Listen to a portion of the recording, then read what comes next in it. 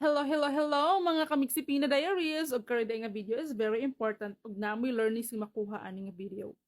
So, humana ninyo akong video maluoy mo hangtod sa ulahi and please kung nagustuhan ninyo ni nga video, please follow me, subscribe and like. Charot. Og karday nga video is mag-decorate daay mi sa Christmas tree sa amo ang 7 feet Christmas tree. Og kari di ayang among decoration is very easy to follow and very good. kari nga kari nga decoration naman is very simple and very elegant, very unique. Very unique sure, dili ko sure sa very unique. Og karon kay ang amo ang decoration is very simple lang kaayo. Upat lang jud among materials ani nga gamit.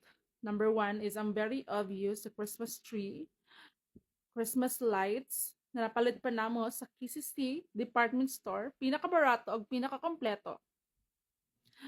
Og ang Christmas balls namo, og ang amuang pa-flowers, nagikan pa sa Japan. Og karon kay magsugod na dai gi-testing pa nako na dra akong tanan ba nga mga suga is mag-andar kay kung dili gana ibalik jud ako na sa Japan.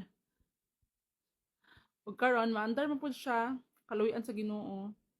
Og karon pa nako gi trial and error pa nako kung ang ako abang Christmas tree kay ga-function gihapon kay kani nga Christmas tree is used na siya nga Christmas tree. Mao pa ni ang Christmas tree nga gikan sa Japan, nga giputol pa sa akong partner dito sa sa Japan sa Sakura tree. Last year pa namo ni siya gigamit. Tapos karon gigamit gihapon namo kay wala namang gud may very gitipid mi budget mi. Sayang pud kayo ang expenses labi na karon nga mga panahon nga grabe ang crisis sa Pilipinas. So karon ato jud gamit atong mga resources nga pwede pa man pod magamit. So karon ako pang gi-make sure dira ang gipang stretch man ako dira ang mga branches sa tree. Gitarong nako dira og kaning arrange, gi-make sure nako nga bago nako ibutang ang lights is dili na siya mag-shake. Kaya lisod mo gud kayo mag-ano ka diba tas matumba. So ako yung gi-make sure nga dili siya mag-uyog-uyog ug taman. Kay para less hassle. Pag karon dra napatuyan po ni akong Christmas tree kay nagpagara po taon siya uyog-uyog. Oy, ambot na lang jud. Karon ako jud siya jud ako gi-stretch nako, gi-curve ug unsa lang gyud ang akong gibuhat dra aron lang ma-arrange siya. Ug karon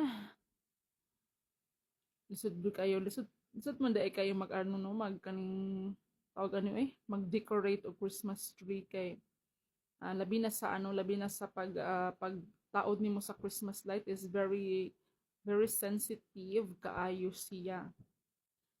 Tas mauna na siya, nagdali-dali na ako dira og taod kay unsa nang orasa. Wala pa ko kaluto og basig imumo na ko sa akong partner ang tawon. So mao to ako nang gidali-dali og kanang butang dira ang Christmas light sa amo ang 7 feet Christmas tree. Tapos nagpatabang na po ko dira og butang sa Christmas lights ako ang partner aron madali. Kay marag feeling na ko marang after kog mga duha ka semana bago na ko na mataod ang Christmas tree. Umo na jud ko na niya ko wala pa ko kaluto in taon og kaning panihapon namo. So dali na ko dira ako jud gi-make sure nga ang pagkabutang nako sa Christmas light is very unique, very effective. Uy, very effective. Very very legit. Akong pagkabutang dira very secured.